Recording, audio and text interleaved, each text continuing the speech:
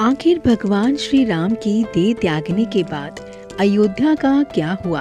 आखिर कैसे भगवान श्री राम के संतानों यानी के लव और कुश ने राज्य को संभाला और कैसे सूर्यवंशियों का वंश आगे बढ़ा? रावण का अंत करने के बाद जब श्री राम माता सीता को अपने साथ वापस अयोध्या ले आए, तब माता सीता को ये नहीं पता था कि उनके लिए अभी परीक्षाओं का अंत नहीं हुआ है और एक दूसरी परीक्षा अभी भी उनके मार्ग में खड़ी है। जब श्री राम ने अपनी प्रजा के सवाल उठाने पर माता सीता को ही त्याग दिया, तब वह वाल्मीकि जी के आश्रम में रहने के लिए चली गई, जहां उन्होंने अपने बेटों लव और कुश को जन्म दिया और उनका पालन पोषण किया। लेकिन इतना सब होने के बाद भी ये कहा जा सकता है कि माता सीता के पति श्री राम का यह प्रेम ही था, जिन्होंने सीता को त्यागने के बाद भी किसी दूसरी रानी से शादी नहीं की। वह माता की अनुपस्थिति में उनकी कमी को पूरा करने के लिए अपने साथ एक यज्ञ में सोने की गुड़िया लेकर बैठते थे। सोने की गुड़िया इसलिए क्योंकि सोने को सबसे पवित्र माना जाता है। आइए जानते हैं कि भगवान श्री राम ने राजपाट छोड़ दिया और उसके बाद रघुवंशियों का क्या हुआ एवं आखिर किसने शासन किया।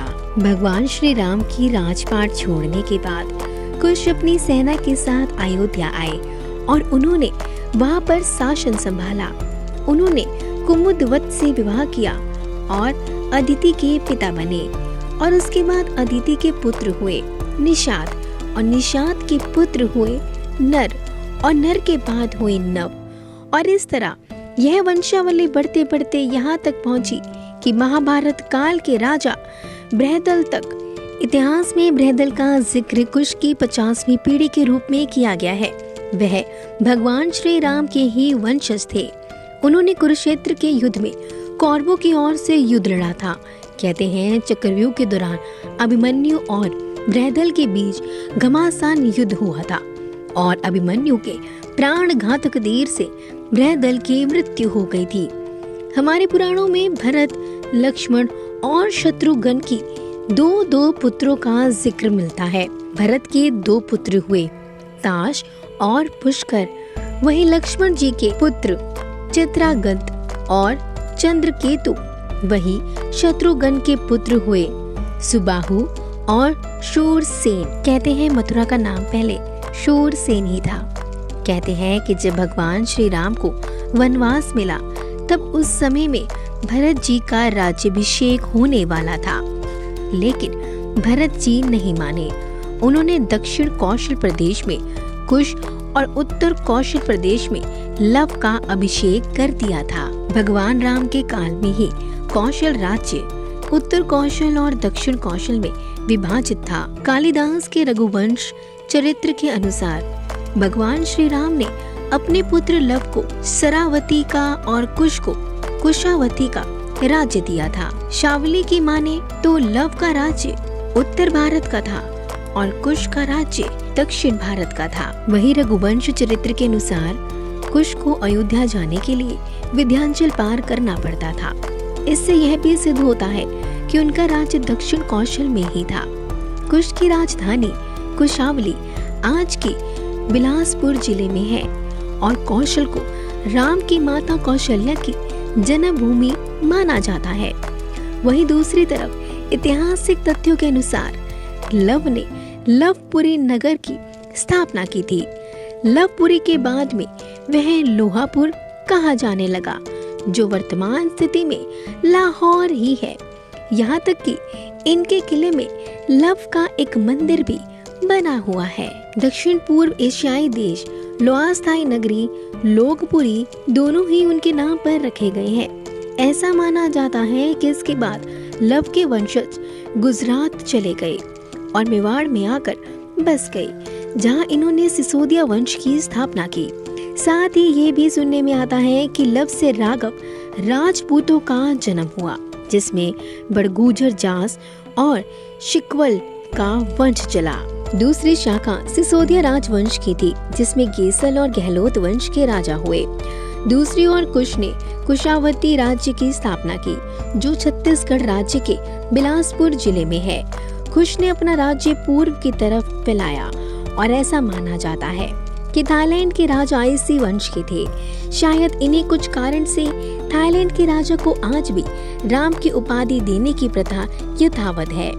साथ ही कुश ने कुशवाहा यानी कि कछुआ राजपूतों का वंश चला। इसके अलावा मौर्य, सैनी, सैफ के संप्रदाय की स्थापना कुश के वंश से ही हुई है। वहीं जेपी मित्तल की किताब हिस्ट्री ऑफ ऑथेंटिक इंडिया के अनुसार कुश की मृत्यु एक असुर के हाथों हुई थी। उसके अलावा कहा जाता है कि लब और कुश में से कुश का वंश ही आगे बढ़ा। इसी कारण इतिहास में कुश के वंशजों का वर्णन सबसे ज्यादा मिलता है। पुराणों में 30 दूसरे सूर्यवंशी राजाओं का जिक्र भी मिलता है, जिसमें से एक का नाम गौतम बुद्ध का है। सूर्यवंश के अंतिम राजा के रूप में राजा सुमित को ही जाना जाता है, जिन्होंने नंद वंश के संस्थापक पद्मानंद से हारकर अयोध्या को कस्बे में लिया था। और यह समय था 362 से लेकर 420 तक का।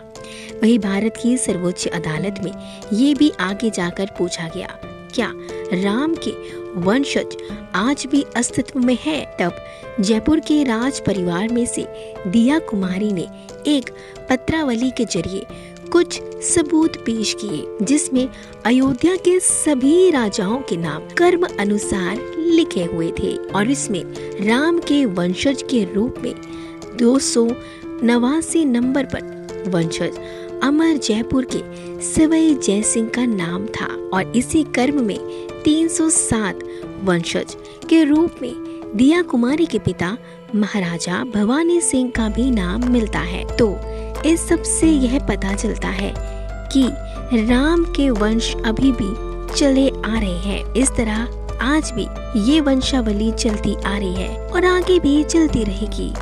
हम भगवान के अंश हैं, क्योंकि हमारा भारत अखंड भारत है। इस बारे में आपके क्या विचार हैं? हमें कमेंट बॉक्स में जरूर बताएं। वीडियो अगर आपको अच्छी लगी है तो लाइक करें, हमारे चैनल को सब्सक्राइब करें। अब तक के लिए सिर्फ इतना ही। फैक्ट्स की दुनिया में डूब जाने के लिए आपका धन्यवाद।